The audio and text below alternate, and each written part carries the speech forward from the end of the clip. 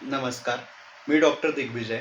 मी आज तुमच्यासमोर एक विषय घेऊन आलोय. तो म्हणजे युरिक ॲसिड आणि त्याच्यामुळे होणारा संधिवात म्हणजेच गाऊट.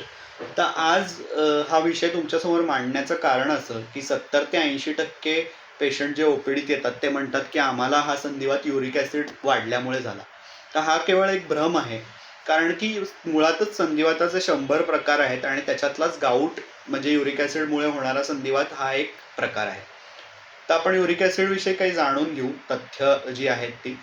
तर युरिक ॲसिडची जी नॉर्मल व्हॅल्यू असते ब्लडमध्ये ती 6.8 मिलीग्रॅम पर्सेंट असते. त्याच्यापेक्षा जास्त व्हॅल्यू कट ऑफपेक्षा जास्त वाढली तर त्याला हायपरयुरिसिमिया असं म्हणलं जातं. तर प्रत्येक हायपरयुरिसिमिया असणाऱ्या व्यक्तीला गाऊट होईल का? तर तसं नाही. कारण शरीरातली काही प्रणाली असते की जी त्या गाऊट होण्यापासून त्या युरिक ॲसिडला रोखून धरते. तर आपण काही बेसिक गोष्टी जाणून घेऊ की हे युरिक ॲसिड वाढतं कशामुळे. युरिक ॲसिड वाढवताना 3 घटक लक्षात घेतले पाहिजेत. ते म्हणजे असंतुलित आहार, काही आजार आणि काही गोळ्या औषधं. तर बेसिकली युरिक ॲसिड वाढण्याचं जे आहारातले पदार्थ आहेत ते म्हणजे अल्कोहोल, सॉफ्ट कार्बोनेटेड ड्रिंक्स आहेत, थम्सअप, पेप्सी, मिरिंडा असे जे सॉफ्ट कार्बोनेटेड ड्रिंक्स आहेत, हाय फ्रक्टोज, हाय शुगर सिरप्स जी असतात, जी आईस्क्रीम्स, पेस्ट्री, जे बेकरीमध्ये अतिशय गोड पदार्थ जे असतात त्याच्यामुळे युरिक ॲसिड वाढतं. फिश, लाल मांस, पालक जो आहे पालेभाजीतला, मोड आलेली कडधान्य जी आहेत, सोयाबीन आहे काही प्रमाणात, असे जे पदार्थ आहेत याच्यामुळे युरिक ॲसिड साधारणपणे वाढतं. काही आजार आहेत, तर आजारांमध्ये जो सर्वात महत्त्वाचा आजार म्हणजे सध्याचा बर्निंग टॉपिक जो आहे, जो म्हणजे मेटाबॉलिक सिंड्रोम. ज्या मेटाबॉलिक सिंड्रोममध्ये अतिशय लठ्ठ व्यक्तींमध्ये हा आजार असतो. लठ्ठ व्यक्ती ज्याला कोलेस्ट्रॉल जास्त वाढलेलं असतं, ज्याची शुगर खूप हाय असते आणि बीपी ज्याला हायपरटेन्शन असतं, त्याला सिंड्रोम एक्स असं म्हणलं जातं, मेटाबॉलिक सिंड्रोम. त्याच्यामध्ये हे युरिक ॲसिड खूप वाढलेलं आढळतं.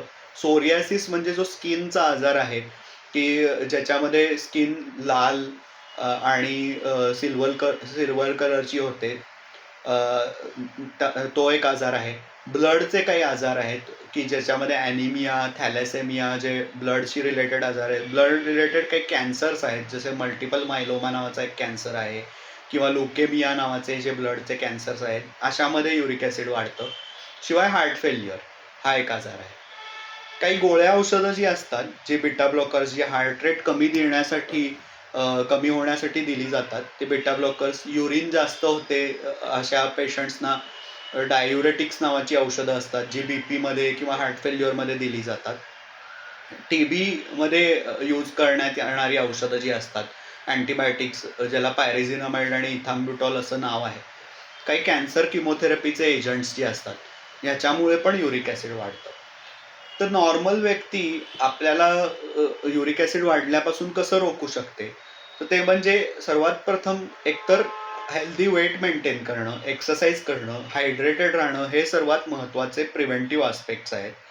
शिवाय चेरी, व्हिटॅमिन सी यांचं सेवन तुम्ही काही प्रमाणात करू शकता. लो फॅट डेअरी प्रॉडक्ट्स म्हणजे A2 मिल्क ज्याला म्हणलं जातं, देशी वेदलक्षणा गाईचं जे दूध आहे, ते ते आपल्याला युरिक ॲसिड बॅलन्समध्ये ठेवण्याचं काम आपल्या शरीरात करतं.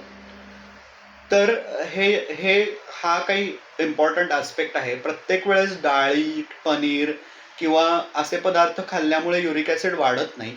तर मी जे